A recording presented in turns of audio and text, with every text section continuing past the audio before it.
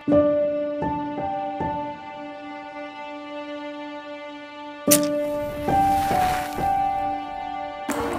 pangarap, mga liwanag at dilim.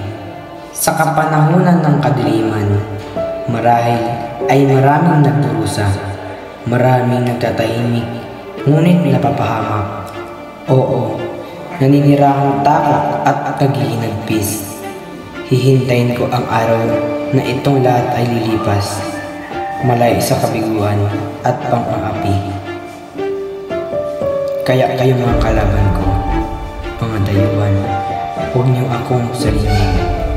Nali me tangere.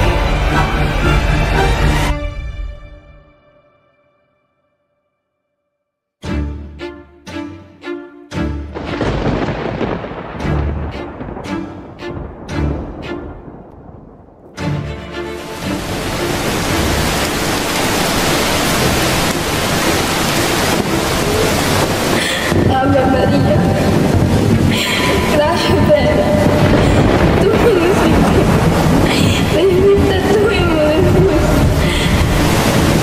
et benedictus fructus ventris tui, Jesús. Santa Maria, Mater Dei, ora pro nobis peccatorem nobissim, nunc et in hora mortis nostra. Amen.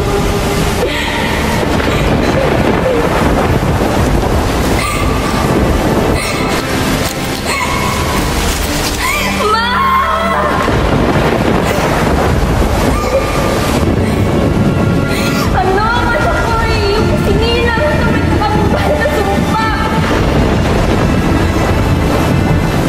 Pinag-iusap ko sa iyo. Ako iyon po sinasalihin sa iyong pinaroroonan. Kasama ang Panginoong Diyos. Kung saan hindi na ako maaaring nasaktan pa.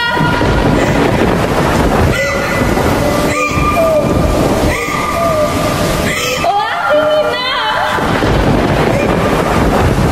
Sunduin mo na ang iyong bugtong na anak, kasama ang mga santo at ang mga anghel. Mi vida ya no tiene sentido.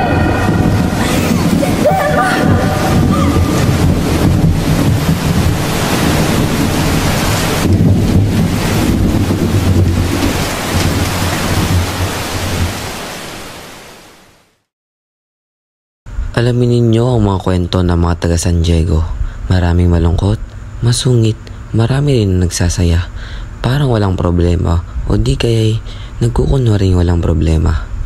Sa Kalye Anwagen ang binundok sa isang malaking bahay, nakatira si Don Santiago de los Santos, na higit na kilala bilang Kapitan Tiago. Kilala siya sa buong bayan dahil sa kanyang kayamanan, lalo't higit sa kanyang kabaitan. Isang gabi sa kanyang tahanan,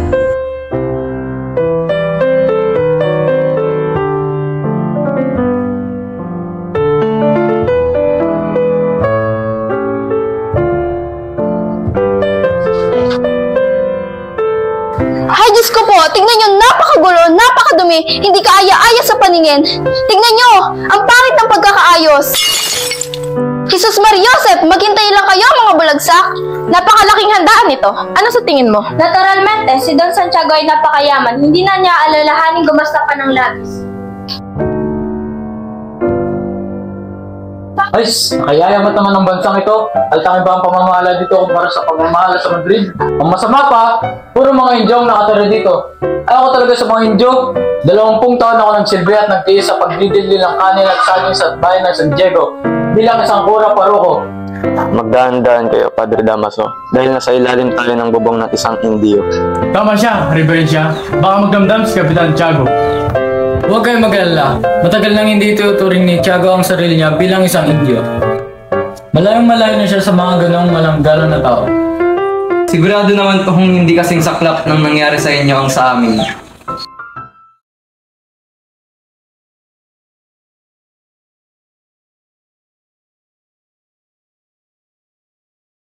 Siya, si Juan Crisostomo Ibarra. Kinalulugod ko kayong lahat na makilala. Aba, Padre Damaso, ang pura ng San Diego. Ikinagagal akong makilala muli ang isang matalik na kaibigan ng aking ama.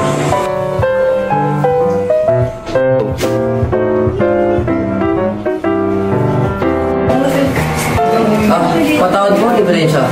Nagkakamali yata ako. Hindi ka nagkakamali, Iho. Ngunit kailanman hindi ko naging matalik na kaibigan ng iyong ama. Kung gayon, ikaw pala ang anak ng sirang si Don Rafael Ibarra. Naway ang kasiyahang napagkait sa iyo ng iyong ama ay mapasa iyo. Gracias, senyor. Isang mabait na tao ang iyong ama. Kilala ko siya ng malapit at masasabi ko, isa siyang kagalang-galang na tao. Maraming salamat po. Pinawi ng iyong mga papuri sa aking ama ang mga duda ko tungkol sa kanya. Ngayong ako na kanyang anak ay walang kaalam-alam. Wala talagang tatalo sa kagandahan ng mga kababaihan dito sa Las Pilipinas. Sus, kasinungalingan. Marahil dala mo rin iyong tinuran mula sa ibang bansa. Kinalulugod ko kayong makilala. Ako, si Juan Crisostomo Ibarra. Ikinagagalak ka nating makilala, senyor.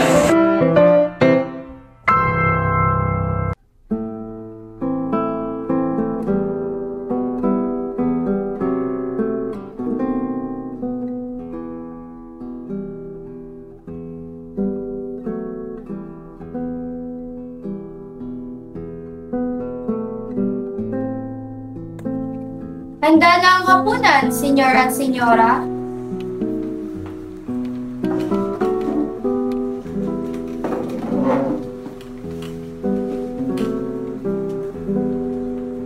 Iho, halika.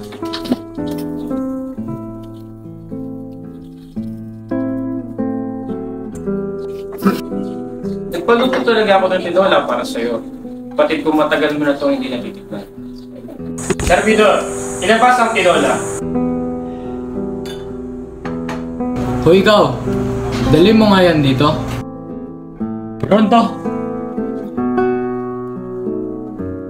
Alam niyo ba, sa lahat ng pagkain sa Las Pilipinas, ay ang tinola ang aking paboritos. Es muy delicioso.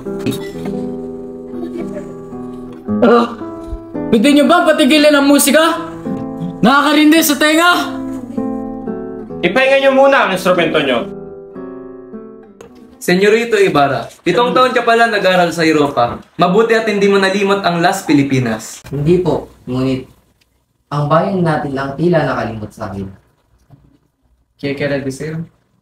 Halos 1 taon na ako nawala kaya wala akong natanggap na balita dito, lalo na sa San Diego. Kaya hanggang ngayon ay hindi ko alam ang dahilan ng pagkawala ng aking ama. Don Ibarra, nasan ka ba sa Europa? Tila hindi ka yata nakakatanggap ng telegrama. Perdoname, senyor at senyora. Pero, para hindi maging malungkot ang ating usapin lalo't na nasa kalagitnaan tayo ng kasiyahan, ito na lang ang sagutin mo, senyor. Ano ang mga nakita mong katangi-tangi sa mga bansang iyong napuntahan? Yan na ba ang edukasyon ng Europa? Nauumid ang mga tao na para bang isang modo. Napansin ko lamang na ang kaunlaran at kahirapan ng isang tao sa isang bayan ay katumbas ng kaunlaran nito o di kaya'y ang kawalan nito. Ilan ba ang natutunan mo? Ang tagal mong iginugol ng oras mo sa Europa. Wala ka man lang ibang natandaan dun? Noon pa man ay ganyan na siya maglambing sa amin. Mula pa noong kami ay nusmos pa lamang. Senyor, mauna na po ako. Estancia. Pagpatuloy muna natin ang hapunan. Maupo ka muna, Iho.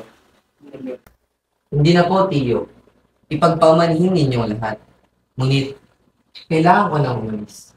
Tila, nagagalit na yata ang pura sa akin.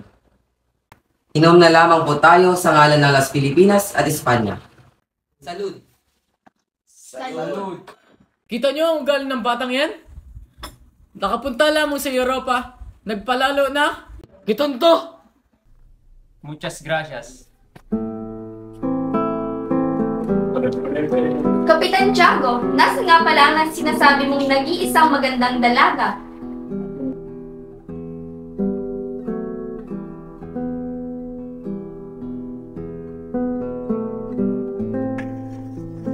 Papa, nasaan po si Ibarra?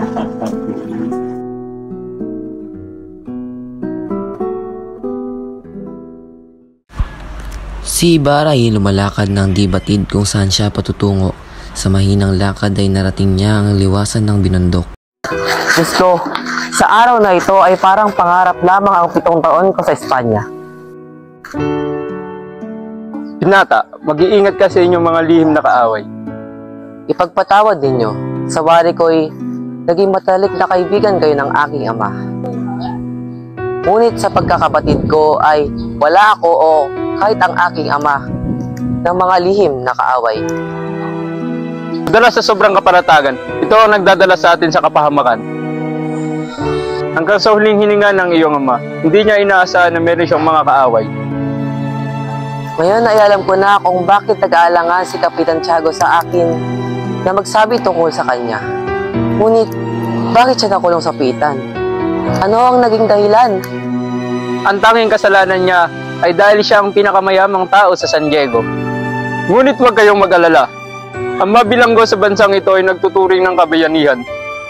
Ang mga bata ay naglalaro. Maaari mo bang basahin ang laman ng sulat? Huwag niyong kutsain kung ayaw niyo makulong sa kwartel. Talaga? Igukulong mo kami? Hindi ka nga marunong magbasa eh. Ano ka ba? Paano siya makababasa? Eh mas matalino pa yung tiyan niya kasi sa ulo niya. Mga walang galang!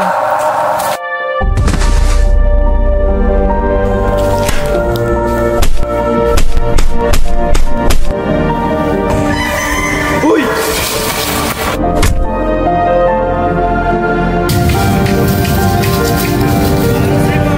Huwag mo kasi nasaktan yung mga bata! Huwag ka nga nangingialam!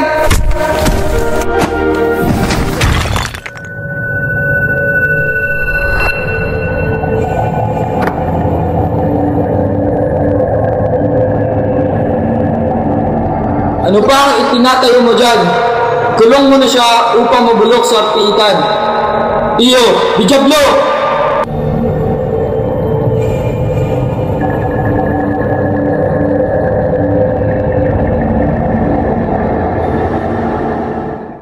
Ngayon ko lang nalaman na ang totoong nangyari sa aking mahal na ama. Napakalawit na sinapit niya. Patawad, senyor. Ngunit kailangan ko nang umalis. Ipapaubaya ko na lamang kay Kapitan Tiago ang nangyari upang siya'y magkwento sa iyo. Muchas gracias, Teniente, sa pagbabahagi ng iyong nalalaman tungkol sa aking ama. Dinada, Senyor Ibarra. Samantala, sa bahay ni Kapitan Tiago. Nabusog kaya mga bisita ko, Isabel?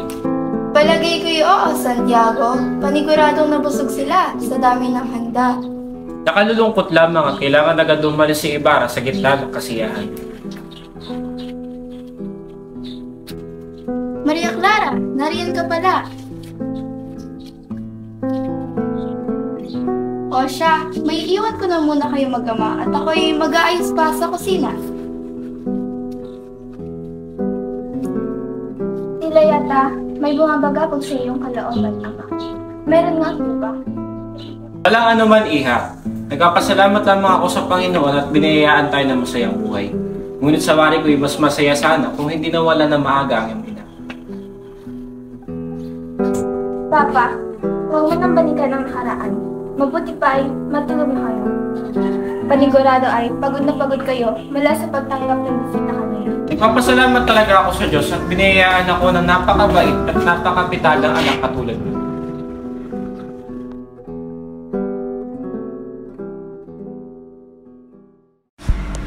Naalala pa noon ni Kapitan Tiago ang mga larawan ng nakalipas, ang pagsayaw nila ng asawa sa Obando upang magkaanak, na sinundan ng kanyang pagiging tatay kay Maria Clara. Nawala lamang ang saya sa kanyang mukha nang maalala niyang pagkamatay ng kanyang kabiyak. Namatay ito dahil sa hirap ng pagpapanganak kay Maria Clara. Kinaumagahan, makikita si Maria Clara na nakaupo sa isang silyon katabi ang isang bintana. Habang abala sa paggaganchilyo, bukas sa kanyang kilos na may hinihintay siyang bisita. Mahabaging Panginoon, tanghali na. Ano kaya ang dahilan ng kanyang pagkahuli? Ang kanyang pagkainip ay napawi ng may kalesang pumara sa tapat ng kanilang tahanan.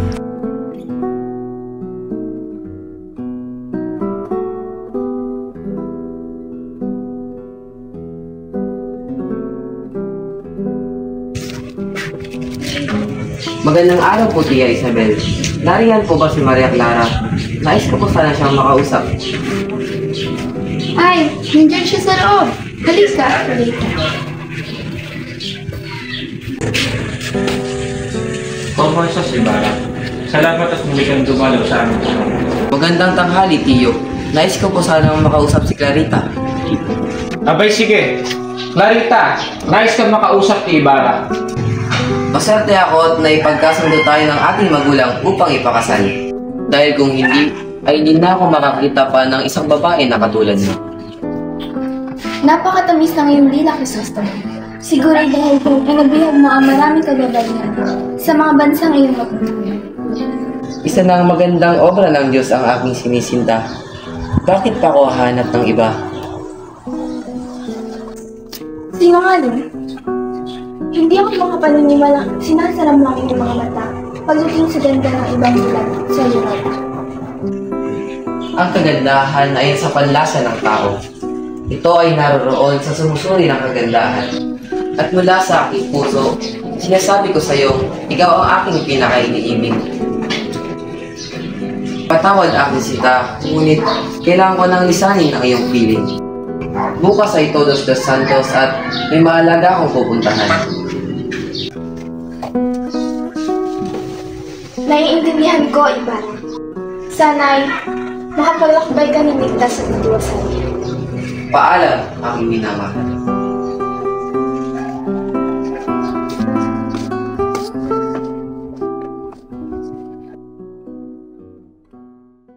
Kinaumagahan na anis sila Tia Isabel at Maria Clara nang makasalubong nila si Padre Damaso na papunta ng kanilang bahay. Magandang umaga po, Reverensya.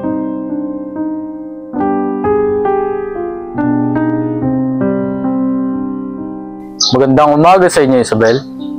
At sa aking inanak na Maria Clara. Tila may pupuntahan kayo Saan ang inyong tungo? Pupunta kami ng Beaterio, Padre. Kukunin ko lamang ang aking mga natirang gamit doon.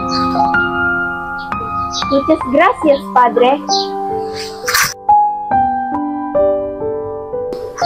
Tignan lang natin kung sino ang masusunod sa atin. Tiago, may pag-uusapan tayo ng panandali. Doon tayo sa lugar na tayo lang nakakarinig.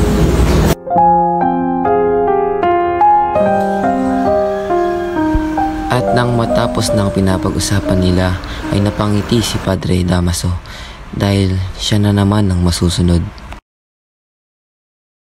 Samantala, sa San Diego ay abala ang mga sepulturero sapagkat bukas ay Todos los Santos. Nag-uusap ang dalawa sa kanila habang may hinuhukay na bangkay.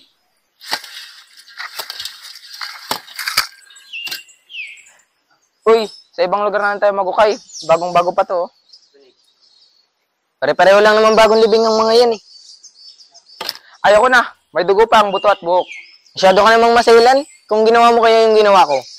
Isang bangkay na 20 araw pa lang nalibing. Madilim ang gabing nun, tapos namatay pa ang aking ilawan. Nakakalabot naman yung sinabi mo. Tatanggal pa ang pako sa ataol. Kaya't kalahati ng bangkay ay lumabas. Saksakan ng baho ang bangkay. At binuhat ko pa yun habang umuulan ng malakas. Bakit mo ginawa yun? Bakit mahino kayong bangkay? Sino nagutos sa'yo? Sino pa ba, kundi ang kurang malaki? Ano ginawa mo sa bangkay? Para ka namang gwardyang sibil kung magtanong. Ang utos sa akin ng kurang malaki, ilibing ang bangkay sa libingan ng mga inchik. Hindi ko nagawa dahil malakas ang ulan at napakalayo ng mga libingan ng inchik. Napatras papalayo sa puntod ang sepulturero dahil sa takot. Natamaan niya ang bungo at ito ay nabiyak. Natawa ang isang sepulturero dahil sa nangyari. Dahil sa Todos los Santos noong araw na iyon, ang sementeryo ng bayan ng San Diego ay nabuhay muli dahil sa pagdagsa ng mga tao. Pumunta rin si Ibarra para bisitahin ang puntod ng ama. Nagtanong siya sa isang utusan.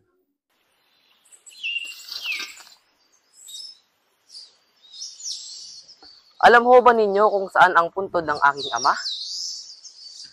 Opo, senyorito. Tinakpan ko po ito ng maraming bulaklak at nilagyan ko po ng malaking krus upang hindi ko po ito makalimutan. Lumipas na ang isang oras, ngunit hindi pa rin nila nahahanap ang puntod.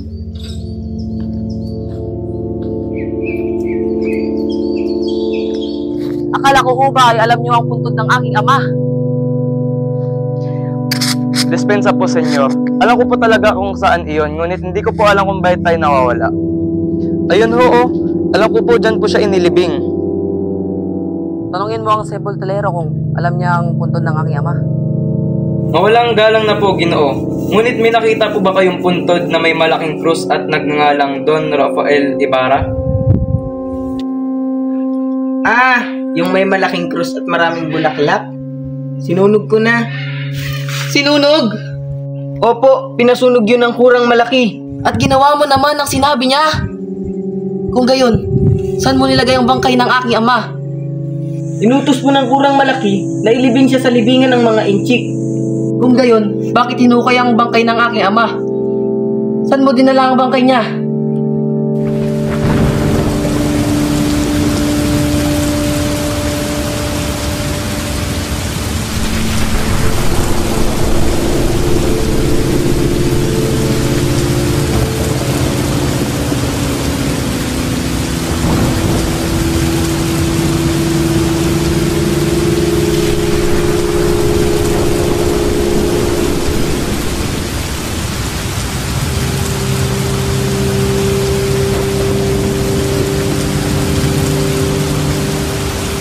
Sobrang lakas po kasi ng ulan ng gabing iyon. Kaya't itinapon ko na lang po siya sa ilog. Patawad po, senyor. Sa sobrang sakit ng nadama para sa ama ay hindi na napigilan pa ni Ibarra ang damdamin. Nang hindi niya nakaya ay mabilis siyang tumalikod at umalis. Sa kanyang daan pauwi ay nakasalubong niya ang kura ng San Diego, si Padre Salvi. Tinitigan siya ng masama ni Ibarra at hinila ang kanyang suot na sutana. Ayusin niyo ang mga alampay niyo. Hindi ka aya-ayang tignan. Ikaw ba ang gumawa ng ganong kalapastangan sa aking ama? Ikaw ba? Ha? Sumagot ka!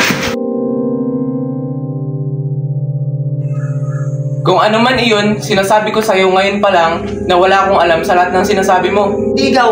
Sino? Sigurado akong hindi ako ang iyong hinahanap, kundi ang pinalitan kong kura, si Padre Damaso.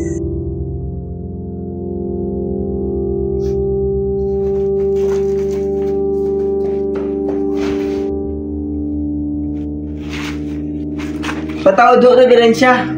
Ngunit hindi niya na po alam ang kanyang ginagawa dahil sa nangyari sa kanyang ama.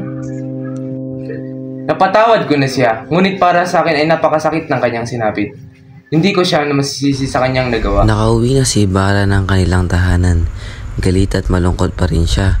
Kaya't noong siya na lang nasa bahay, ay ibinuhos niya ang kanyang emosyon na parang hindi pa niya yun nagagawa noon.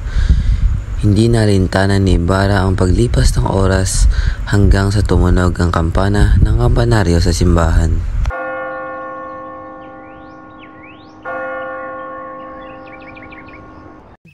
Makinig kayo!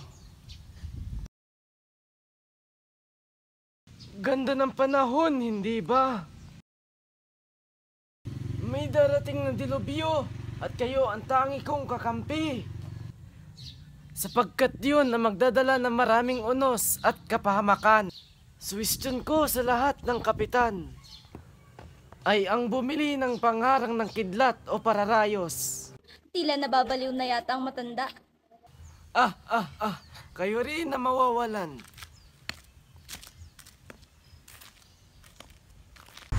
Samantala, sa ikalawang palapag ng kampanaryo ng simbahan ay makikita si Crispin at Basilio. Sila ay magkapatid na sakristan ng simbahan. Bilisan mo ang paghila, Crispin. Magpahinga naman tayo, kaka. Kanina pa tayo nakatayo at nagpapatugtog ng kampana. Hindi pa pwede, Crispin. Papagalitan tayo ng sakristang mayor.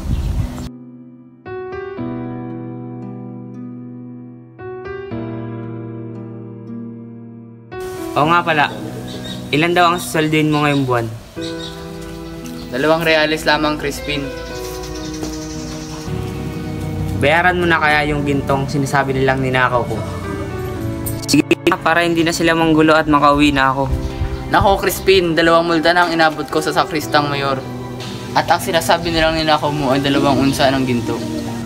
32 reales iyon. Kumbaga ay 32 kamay. Hindi sasapat ang sweldo ko sa inihingi nila. Natatakot na kasi ako eh. Napakasama kasi ng kura, lalo na ang sakristan mayor. Napakasinungaling nilang lahat. Umuwi ka na lang ngayon, kaka. Sabihan mo si Inang na ayaw na natin magsakristan. Huwag kang magsalita ng ganyan, Crispin.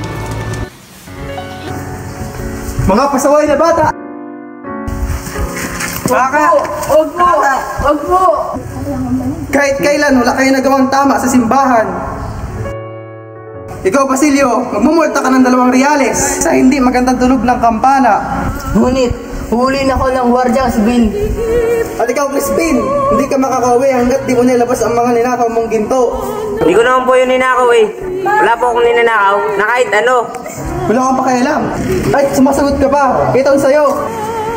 Tama na po! Tama na po! Tama na po! Huwag po! Maawa po kayo sa kapatid ko! Huwag mo kong pigilan.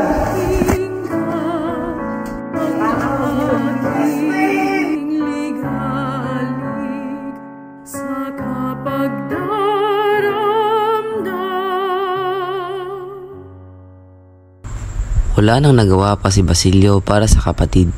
Tanging mga hambalos, impit na sigaw at daing na lamang ang kanyang narinig. Samantala, sa labas ng bayan ay makikita ang maliit na dampani na Sisa, ang ina ni Basilio at Crispin. Masaya siyang nagluluto ng tuyong tawilis, tapong babay ramo at isang hita ng patong bundok na nahingi niya kay Piloso Potasio.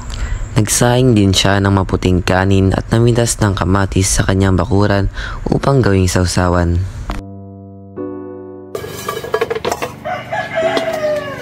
Nako, sigurado magugusto ng mga anak ko ang hinanda kong ulam. Sigurado gutom na gutom sila Crispin at Basilio mula sa simbahan. Sigurado magugustuhan ni Crispin ang tuyong tawilis habang pinipigaan ng kamatis.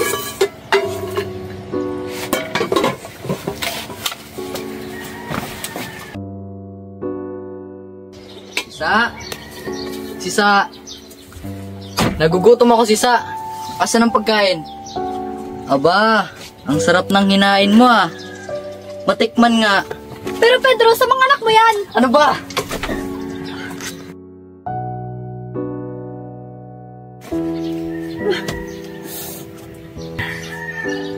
O siya, aalis na ako. Teka Pedro, hindi mo man lang ba hintayin na pagdating ng anak mo? Ang alam ko seseldo ngayon si Basilio. Ah, ganun ba? Sige, ipagtabi mo na lang ng 1 reales.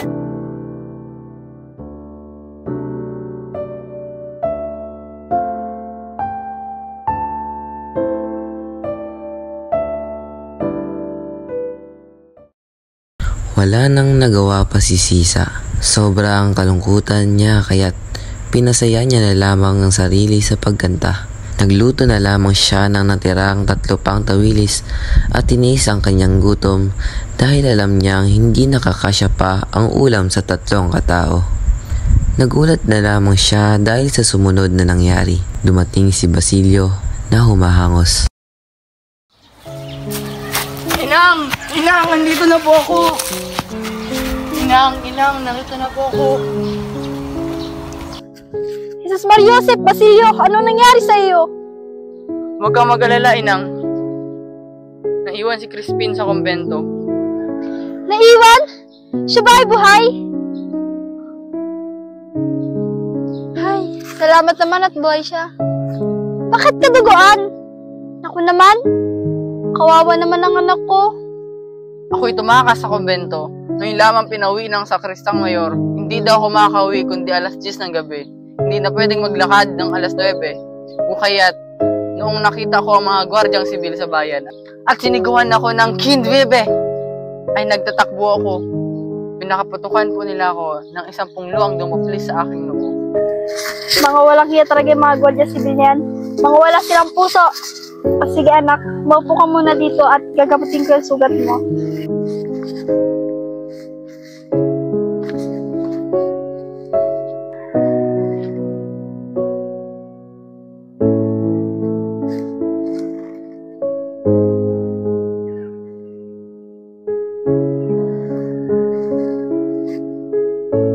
Narusahan po siya ng sakristang mayor dahil nagnakaw daw po siya ng 2 unsa ng ginto. Hindi naman siya talaga ang nagnakaw, ngunit hindi siya papauwi hanggat hindi ito na ibabalik. Mahabaging Panginoon, kawawa naman ang aking bunso. Hindi naman ganoong tao ang anak ko. Hayaan mo anak, at kakausapin ko ang kura bukas. Dadalan ko siya ng gulay bukas at hihingiin ko ang kalayaan ng iyong kapatid. Matulog ka na at wag mo munang isipin yun.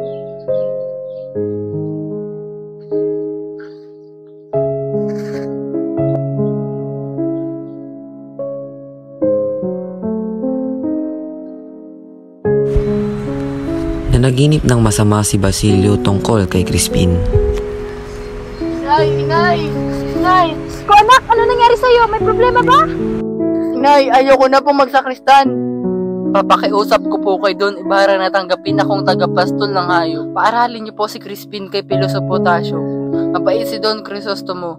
Kakabigyan pa po niya ako ng gatas na gustong-gusto ni Crispin o kaya isang batang kalabaw. Pag malaki na ako ay magsasaka ako at mag-aararo. Di ba mainam iyon, inang? Pumayag na po kayo. Huwag niyo na po akong gawing sakristan. Oo anak, sige na, tumahan ka na.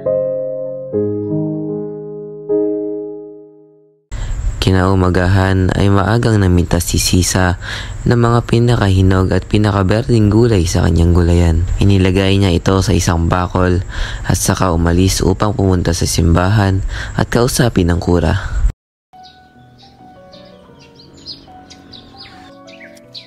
Tao po, magandang araw po. May tao po ba yan?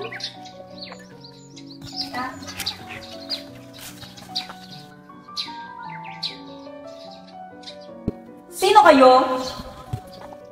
Ako po si Sisa, ang ina ng sakristang si Crispin. May mga dalawang gulay para sa kura. O sige, ilagay mo na lamang dyan. Saan ho? Kahit saan dyan.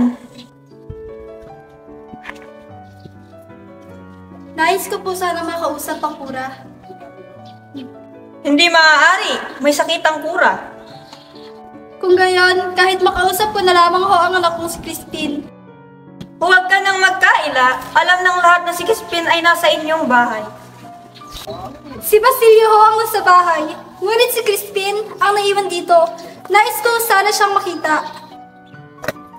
Naiwan nga. Ngunit tumakas din pagkatapos magnakaw ng maraming bagay. Baka nga hinahanap na siya ng mga Guardia Civil sa inyo eh. Alam mo, napakabuti mong asawa. Ngunit masasama naman ang mga anak mo, tulad ng kanilang ama. Lalo na yung maliit. Naku, baka igitan niya pa ang kanyang ama. Pero ati dito si Crispin! Hoy, kayo mga dyan! Hoy, alis ka dito, nakakahiya ka sa simbahan!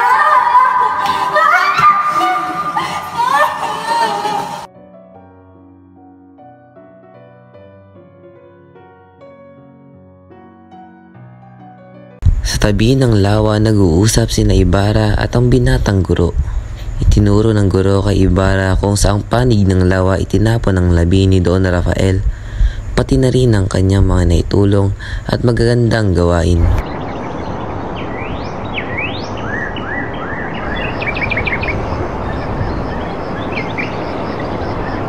Ginoo, dito sa lawang ito itinapon ang bangkay ng iyong ama.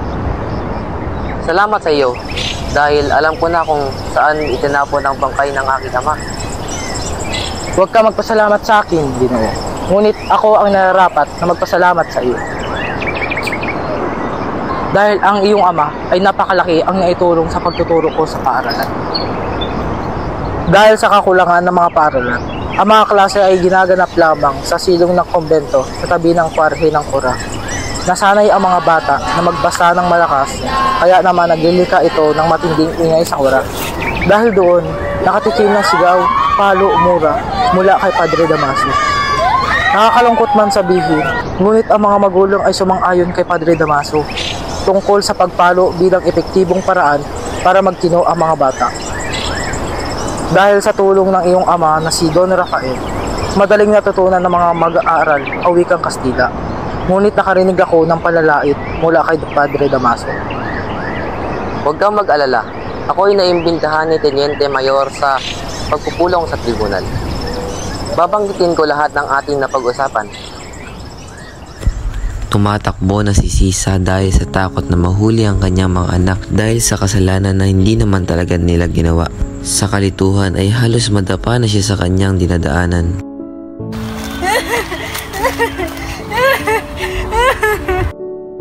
Pagdating sa kanilang dampa ay nagulat siya sa kanyang nakita.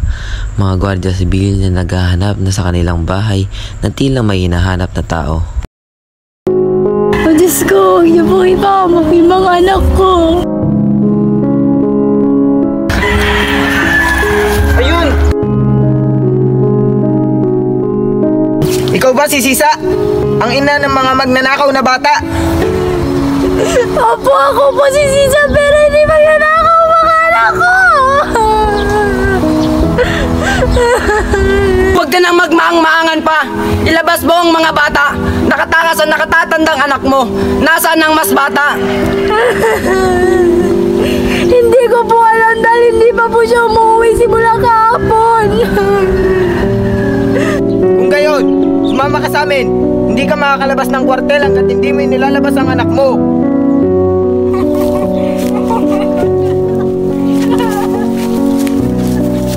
Dinala na sa kwartel ang kaawa-awang si Sisa.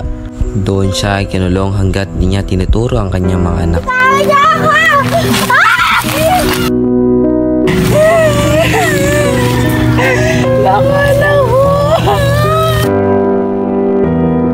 Yan! Yan ang mababagay sa'yo. Mabulok ka sa bilangguan hanggang di mo tinuturo ang mga anak mo. Hindi magnanakaw ang mga anak ko. Hindi magnanakaw ang mga anak ko. Hindi ko sila pinalaking magnanakaw. Ibalik ng mga anak ko. Hindi magnanakaw ang mga anak ko. Nabalitaan ng Alperes ang nangyari kaya't agad-agad din tong pinakawalan dahil na rin sa kakulangan ng katibayan. Oh, malaya ka na daw at wala na ipapakain ng gobyerno sa'yo. Saan niyo kayo pupunta? Kasi naman, mag-aasawa walang kwenta tapos sa anak magnanakaw. Mabilis na tumakbo papalayo ng kwartel si Sisa. Gula-gulanit na ang kanyang damit dahil sa pangit na kondisyon sa kulungan. Hindi na ininda ni Sisa ang nangyari sa kanya. Pagkus ay hinanap niya na lamang ang kanyang mga anak. Kristen, Masia, mga anak ko! Saan pa kayo? Tasha! Tasha! Wala akong tao.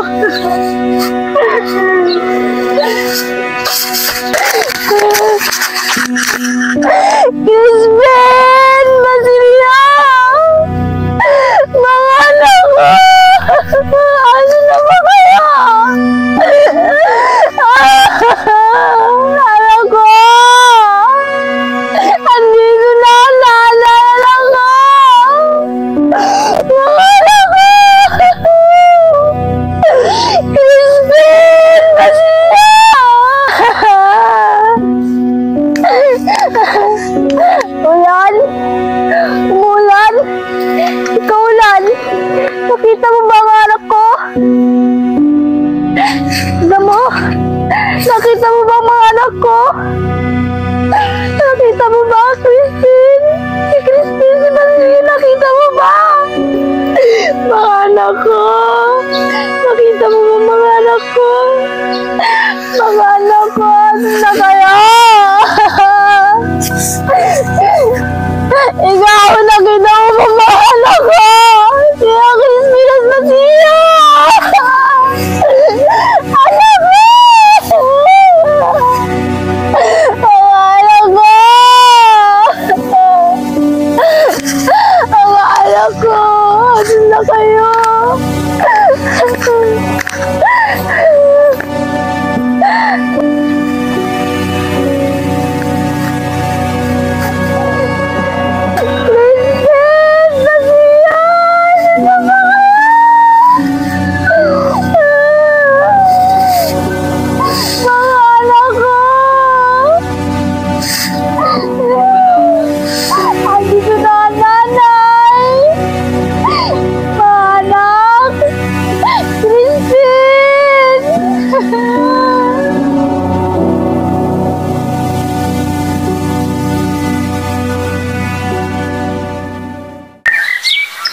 Ipapahanda ko ang lahat bago pa magbukang liwayway. Ayoko makita ang kura. Bakit? Pakiwari ko'y binabantayan niya ang lahat ng aking kilos.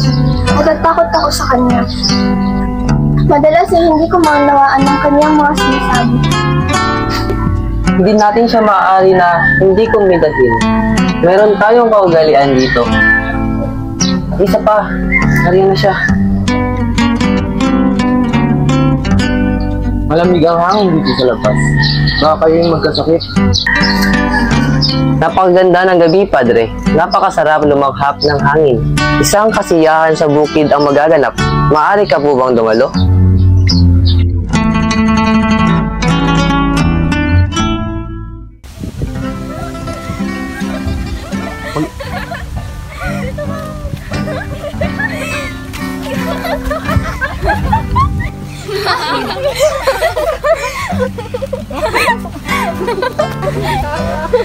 Baka nakakabulabog ang ingay niyo sa mga natutulog pa.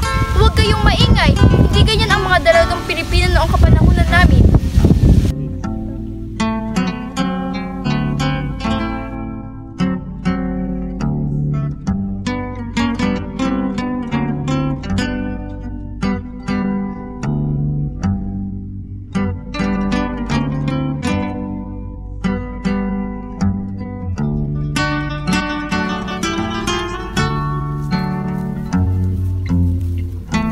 Sila ay may ibig mamalimos.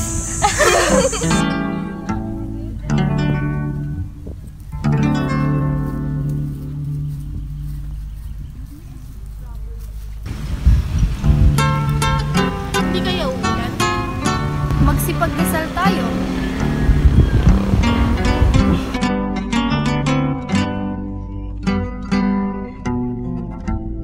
Takpan mo ang tapal sa tabi sa tapat ng paa mo at may butas.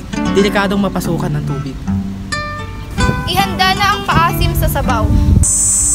Kailangang maihulog na ang mahuhuling isda sa kumukulong sabaw. Victoria, maaari mo bang awitin ang kundi man ang pinag-iisip? Paumanhin, pero ayoko. Sige na, Victoria. Si Maria Clara na lang. Maria Clara, maaari ka bang umawit? Ngunit malulungkot ang aking mga awit. Sige na, Maria Clara.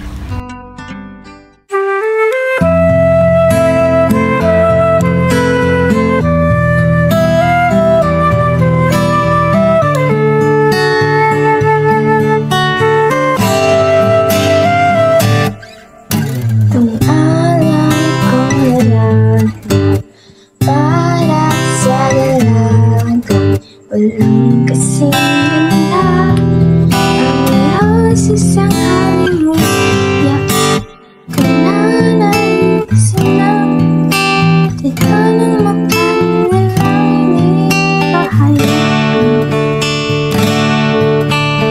mawalang lalabang tumiham ng asang mata mo makapasa.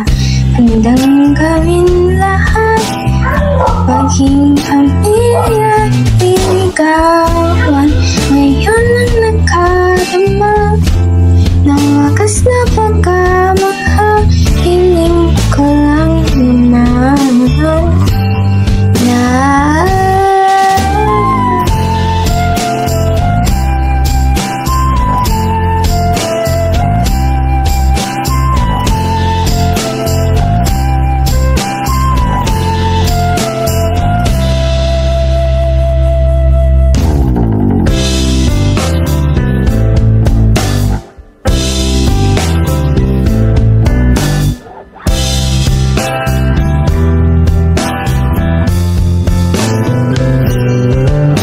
isda ang naguhuli ng isda sa baklad.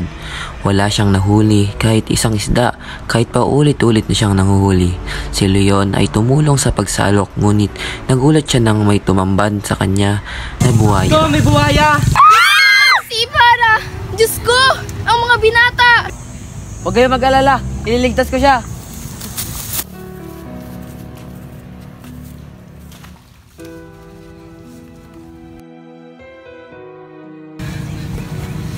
Ayos ka lang ba, amigo? Maraming salamat sa iyong pagligtas, senyor. Isa itong utang na loob. Nang sumunod na umaga ay nanghingi si Ibarra ng payo kay Piloso Potasio. Nabala ko yata kayo, Ginoo. May paglilingkod ba ako sa iyo, iho? May nais lamang akong isang guni sa iyo.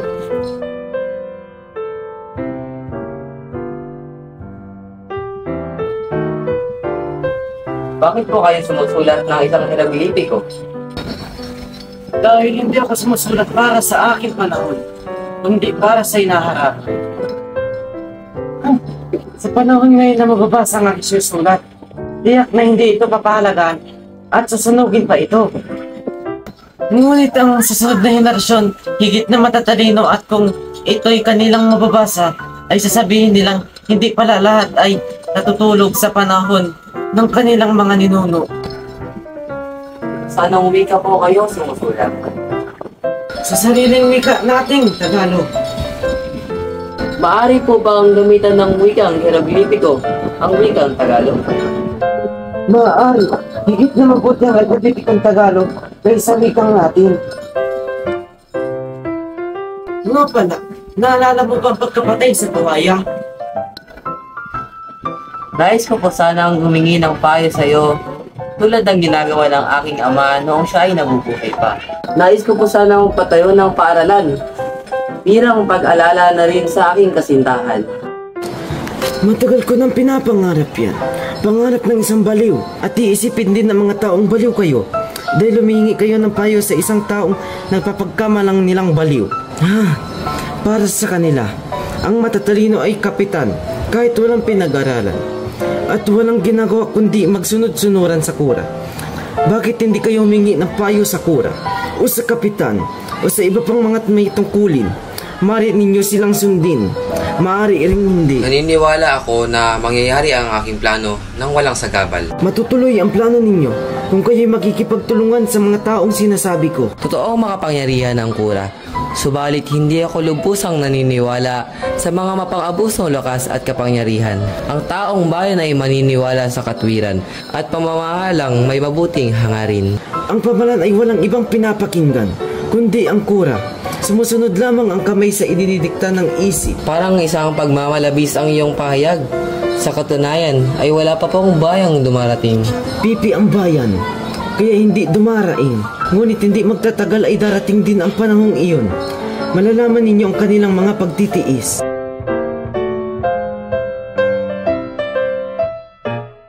Hay iyo, huwag muna ninyong gawin ang iyong plano hanggat hindi nyo lubusang natatanggap ang kasagaan ng inyong ama. Matutulungan kaya nila ako at paniwalaang ang para lang ipapatayo ko ang magiging tulay upang lumaya sa kamangmangan ang bayang ito at matuklasan nila ang pangangamkam ng kumbento. Mabigo man kayo, nakakatuwang ginawa ninyo ang nararapat nyong gawin. Tiwala na ako sa iyong sinasabi. Ngayon din ay pupuntahan ko ng kura at sana ay hindi siya katulad ni Padre Damaso. Salamat, Ginoo, at ako'y papatungo lang. Sinunod ni Ibarra ang payo sa kanya ng pilosopo. Sa kabutihang palad ay nagtagumpay ang proyekto. Nakapag-ipon sila ng puhunan sa paggawa nila ng paaralan. Isang araw, bago gawin ang nasabing proyekto, ay dinaos ang paglalagay ng palitada at pundasyon sa paaralan. Kinausap ni Juan ang taong madilaw na siyang humihila sa panghugos. Pagkatapos maglagay ng mahalagang bagay sa silindrong kaha, ay binigyan ng alkalde si Ibarra ng isa sa mga ito. Napilitan si Ibarra na bumaba. Kinakabahan si Ibarra sa pagbaba, habang ang taong madilaw ay tila nagbabagbag at pinapagpawisan ng malamig. Nagbabantay si Elias sa malayo at bahagyang kinindatan si Ibarra. Hanggang nagulat na lamang lahat dahil sa isang malakas na ugong. Nabalot ng makapal na alikabok ang paligid. Nagsigawan ang lahat dahil nalansagang panghugos nang hindi inaasahan. Mabuti at naligtas ni Elias si Ibarra na bigla na ring nawala. Nang sumunod na araw. Senyor, may gusto daw pong kumausap sa inyo. Sino siya? Hindi po siya nagpakilala, pero ang sabi niya, kilala mo daw siya. Sige, papasukin mo siya. Oh, Elias! Halika, tuloy ka. Hindi ko inakalang ikaw ang darating. Halika, mag-usap tayo.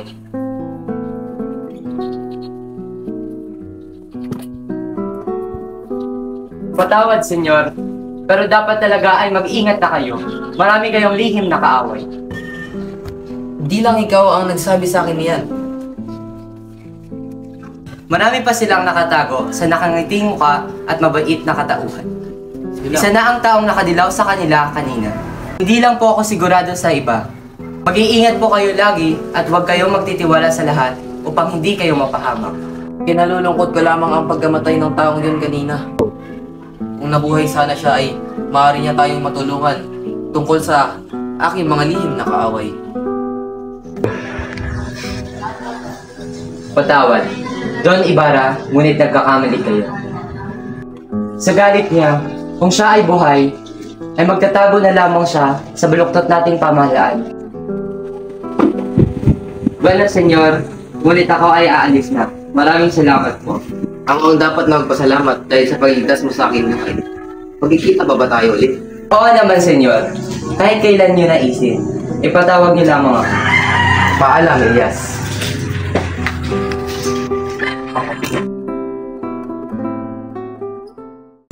Ilang araw na ang lumipas. Pagkatapos magawa ang buong paaralan, ay isang piging ang naihanda na dinaluhan ng maraming mga taga-alta de syudad.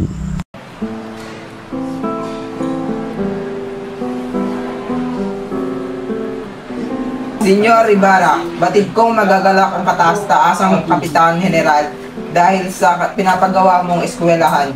Hindi na ako magtataka kung kagaya natin ang Kapitan Tiago. Isa itong karangalan kung sakaling ito ay mangyari. Salud! Salud! Buenas tardes, senyor at senyora. Buenas tardes! Magsiupo kayo.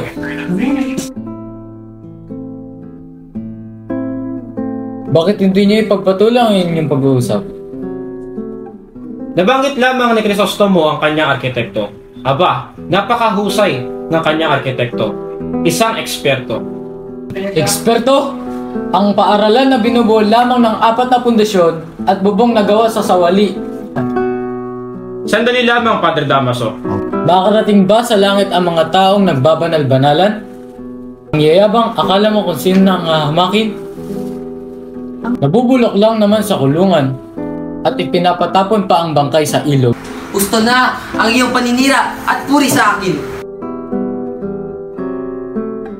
Tumayo kayo kung ayaw niyong madamay pa. Batid kong kayong lahat ay may mga ama. Kung kaya't ipagtatanggol niyo rin siya. Walang sino man ang maaring umalipusta sa aking ama. Itong paring ito ang pinakaiiwas-iwasan ko. Isang paring walang galang at walang utang na loob. Isa siyang demonyong nagbabanal-banalan. Clarita! Duro naman ay dapat siyang mamatay. Pagdasal ka na sa lahat ng santo, Padre. Makikita nating dumadanak ang dugo. Crisostomo, tama na! Tama na, Crisostomo! Para sa akin, Crisostomo, maawa ka sa kanya. Utang na loob, Crisostomo. Bitawan mo ang kutsilyo. Isipin mo ang kinabukasan natin, Crisostomo. Maawa ka, Crisostomo. Tama na! Mali yung... Crisostomo, tama na!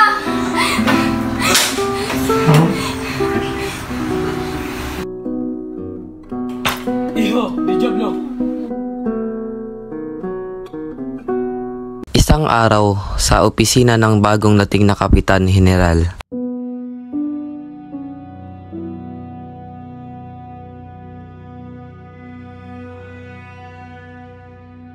Kamahalan, nais po kayong makausap ni Don Crisostomo Ibarra. Don Ibarra? Ang sinabi na kaalitan ni Padre Damaso? Opo, at pinatawag ng isang iskomunyon. Papasukin mo siya. Gusto ko siyang makausap.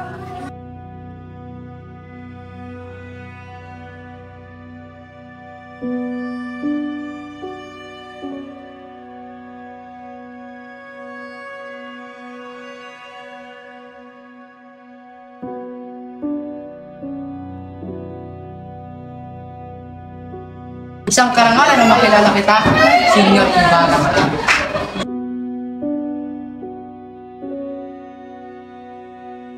Pinahangan niyo ako sa inyong kabaitan, kamahalan.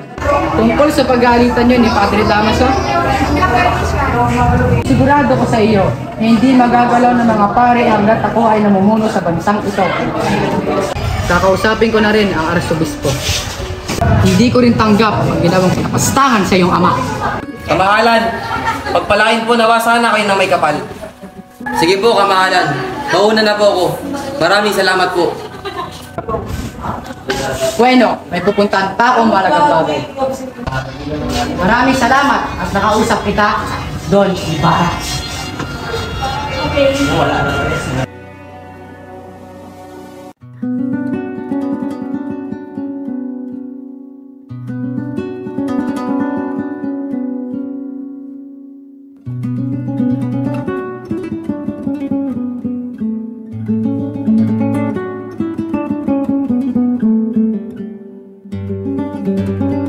Isara ang mga pinto at bintana at huwag na huwag kayo magpapapasok ng kung sino man. Intendes? Si, senyora.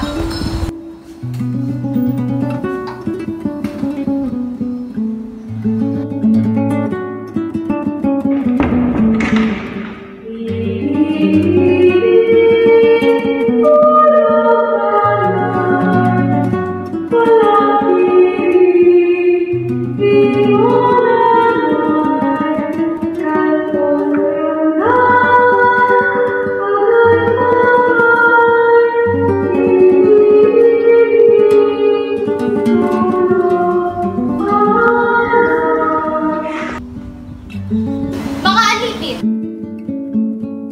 Si, senyora. ¿Quién es escucho cantar? Es muy herdoso. Ella es Sisa, señora. Muy loca. Ve por ella.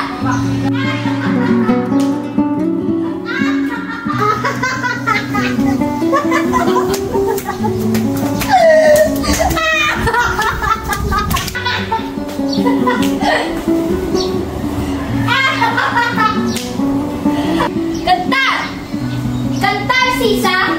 Cantar. Cantar. Tu Espanyol, Tagalog. Sabi ng Donya, kumanta ka.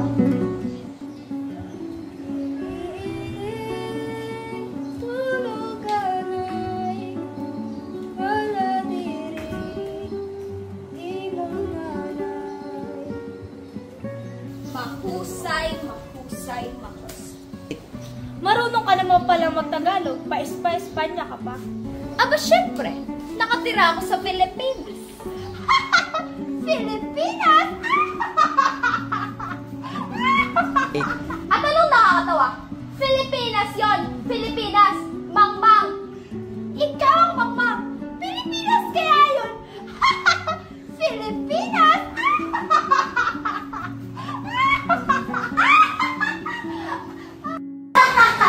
Anong ginagawa mo sa kanya? Hindi ka na ba naawa? Mga alipin, bigyan niyo ng damit si Sisa at huwag niyong lapastangan.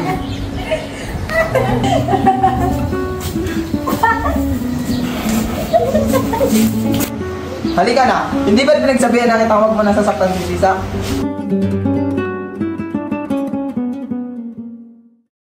Ang papangit ng mga bahay, halatang mga Indio lang ang maaaring tumira.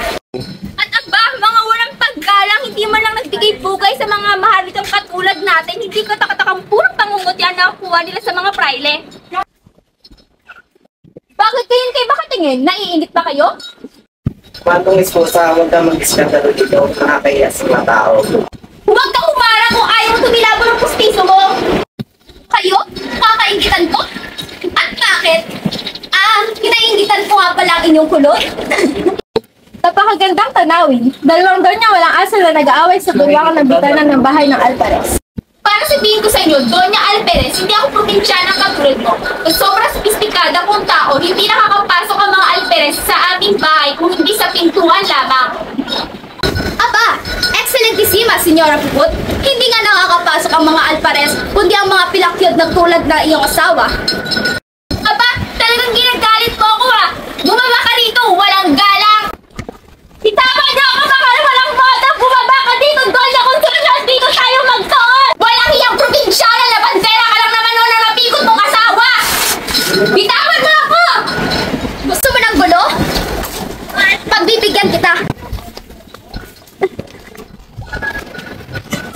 Jesus Maria sa Konsolasyon, anong kaguluhan na naman ito? Ibili mo yan ng disenteng damit at kung wala kayong pera, magnakaw kayo sa mga taong bayan. Marami naman kayong mga sundalo. Naturingang mga mayayaman, ngunit sahid sa lupa ang ugali. Magpigil ka, Alperes. Kung makalipusta ka sa amin ay parang kay ganda ng iyong moral. Magsitigil kayo sa ngalan ng Panginoon. Para kayong mga hayop, mga edukado naman kayong mga tao. Nakakahiyang isipin na pati kayong mga taga-alta sa syudad ay tumutulad na sa mga Indio. Ala, paghisisihan rin ang inyong mga kasalanan at siguraduhin na magkukumpisal kayo. Intendes! Si Reverencia! Kayong manonood, magsiuwi na kayo. Andito na kayong lahat, hindi nyo pa inawat. Diyos ko po, patawarin mo sila sapagkat hindi nila alam ang kanilang ginagawa. Luluwas tayo ng Maynila. Magsusubong tayo kay Kapitan General. Hindi mo man lang ipinaglaban ang pagkalalaki mo. Dapat ay hinamon mo ang Alperes ng Ribalbe o kaya ay Sabli. O kaya ay... Iha, alam mo bang hindi pa ako nakakahawak ng... Ang mga presensya ng mga ibon ay nangangulagang may patay na tao o hayop. At naghihintay lamang ito na pagpistahan ang bangkay. Tandang Tasyo, ano po yung masaksaw na amoy na yon? Mahabaging Diyos! Bangkay ng isang paslit!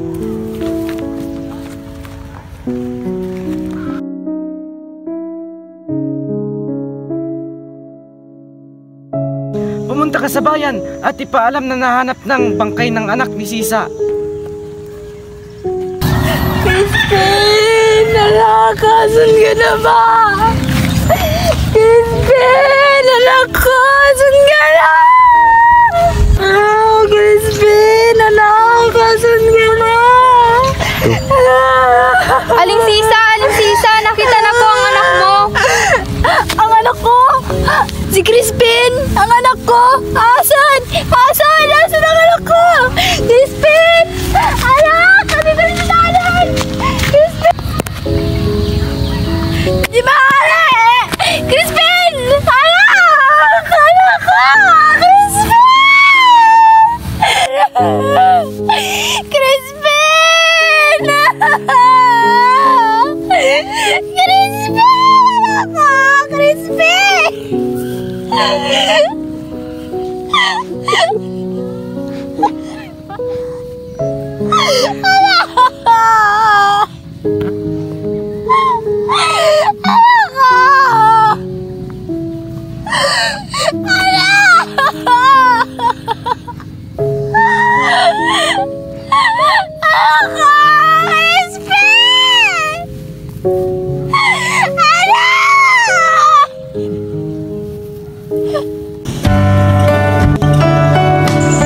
Mahal kong Crisostomo, 7 taon na ang nakalipas.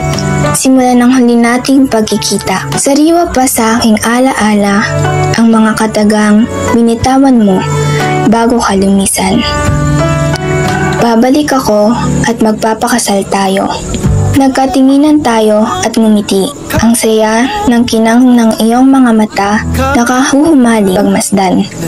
Nakakikilig sapagkat ang lalaking aking sinisintay, pinangakuan akong pakasasalan. Hanggang ngayon, ako'y naghihintay. Lagi akong nagbabaka sakaling babalik ka. Kung kaya't parati ako naghihintay sa hardin na ating pinagtatagpuan. Sa mga araw at gabi kong paghihintay at pangungulila, humantong ako sa puntong pinanghinaan ako ng loob. Ang tiwalang akala ko'y hindi matitipag ay tuluyan ng gumuho. Akala ko'y sapat na ang pinagsaluhan nating sandali upang ako'y manatili. Akala ko'y sapat na ang ating mga sumpaan sa ilalim ng milyong-milyong liwanag ng mga tala. Ngunit nagkamali ako. Hindi pala sapat ang ginawa nating pundasyon ng ating pag-ibig. Hindi pala sapat na puro pangako lang at walang gawa, dahil ang pag-ibig ay hindi para sa taong naghihintay at umaasa lang. Naging mali ang ating konsepto. Dapat pala'y dalawang pisikal na katauhan ang palaging nagtatagpo, hindi mag-isa lang at naghihintay ng walang kasiguraduhan. Dapat pala'y tinatrabaho ang pag-ibig, aking mahal, hindi umaasa sa abstraktong bagay. Dahil kung mahal mo pala ang isang tao, kailangan may pruweba sa bawat bibitawang salita. Dapat pala'y may produkto sa bawat pangako. Kailangan palang mayroong dahilan, may sagot sa bawat katanungan sa lahat ng hakbang. Parehas tayo nagkulang, ikaw sa gawa at ako naman ay sa tiwala. Sinulat ko ang liham na ito bago ko tuluyang palayain ang pag-ibig kong naluma na ng panahon. Sinulat ko ito upang ipaalala ang pagmamahal ko sa iyo na kahit sa huling sandali muli akong maghihintay. Mahal, sana ako ay iyong mapatawad. Patawarin mo ako sa pagsasang-ayon sa desisyon ng aking ama. Paniguradong habang binabasa mo ang liham na ito ay naglalakad na ako patungo sa altar ng simbahan na minsan nating pinangarap na magsumpaan.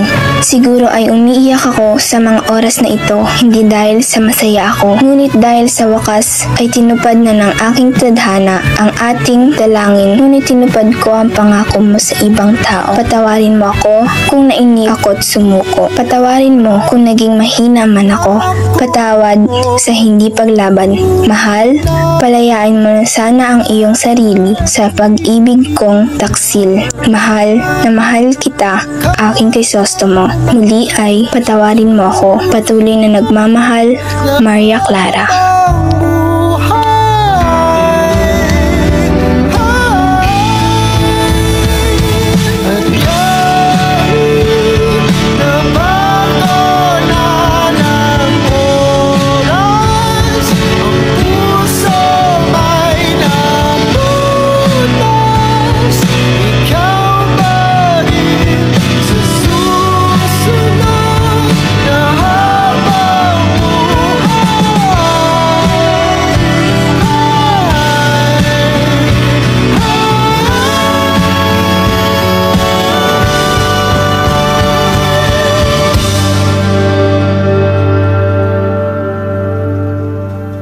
Ikaw pa rin ang pipiliin kong mahalin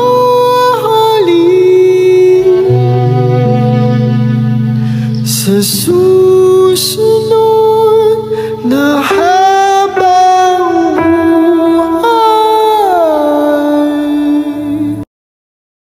Samantala ay nakauwi na sa bahay si Basilio at ninatnan niya yung sira-sira at wala ang ina. Paika-ikang pinuntahan nito ang bahay ng alperes. Inutusan ng babaeng nasa bintana ang Guardia Sibil na papanikin si Sisa. Subalit kumaripas ito na makita ng mga bantay. Hinabol ni Basilio ang ina pero binato siya ng isang babae sa daan. Tinamaan ng bato si Basilio pero hindi ito tumigil sa pagsunod sa ina.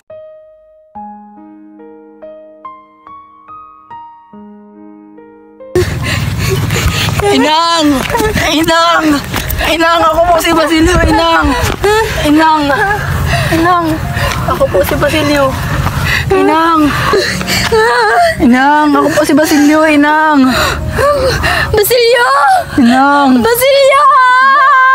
Basilio! Anak! Ay. Inang! Inang! Inang! Inang! Gumising ka, Inang! Inang! Gumising ka! Inang! Inang! Gumising ka! Inang! Inang! Inang! Inang! Inang! Inang!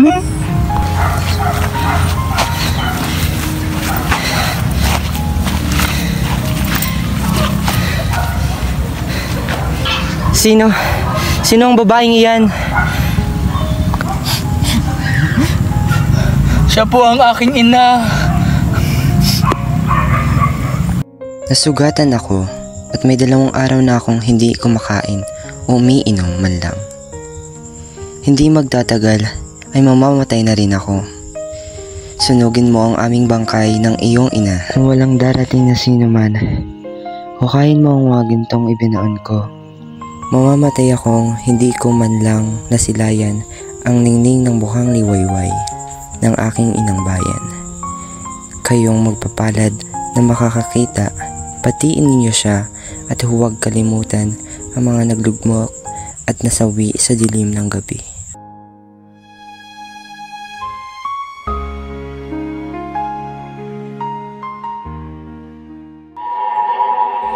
Akala nyo ba ang kapangyarihan ay nasa inyo? Sino ba kayo? Di naman kami nagkulang sa aming pag-unawa. Di ka namin isusuka kung hindi ka pa sumunod. Test pagsubok sa mikropono. Tayo po ngayon ay nasa Santo Tomas, Palawig, Zambales at tayo gagawa ng film tungkol sa No Limit ang Ire, Kabanata 12.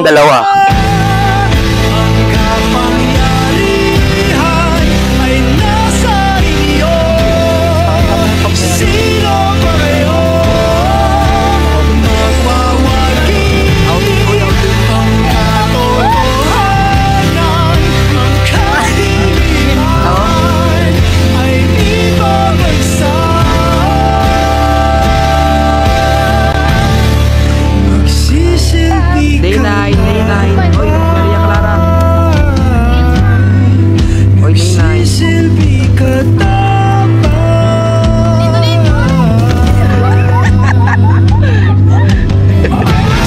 Dapat ikaw ang nagsisilbi sa aming bahay.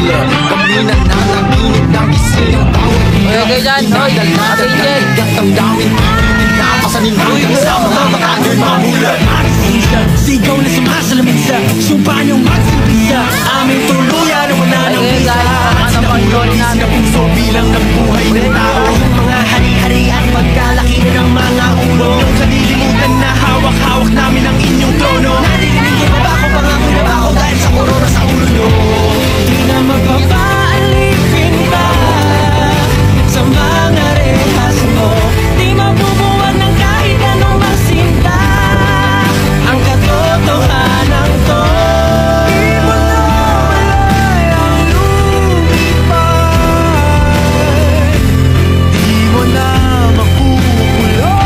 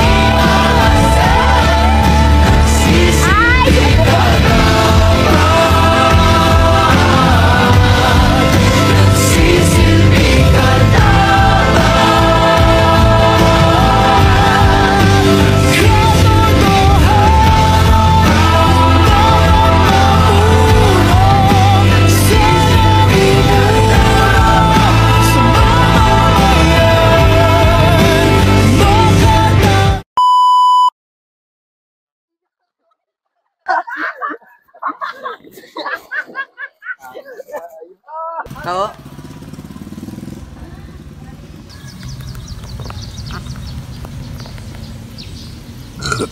Hi. Magtingin lang kayo, boy.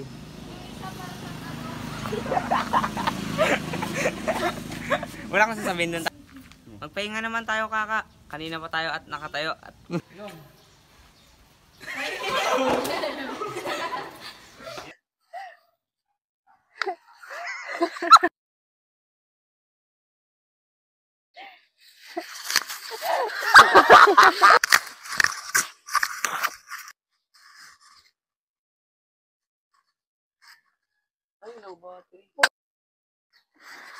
Inay! Di alis. Ayusin mo naman pag alis mo ah. Mahangin! Go. Patalikod ka umalis.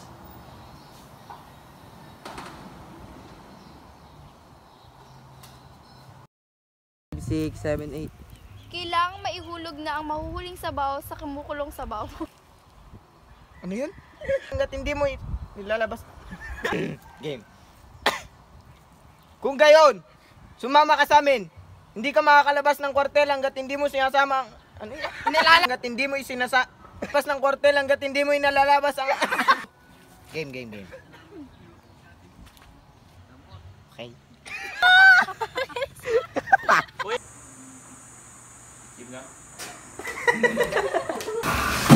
Gusto mo, magpigil ka. Buenas tardes! Buenas tardes! Uy. Hindi lang po ako sigurado sa isip. Lang nga, may play mong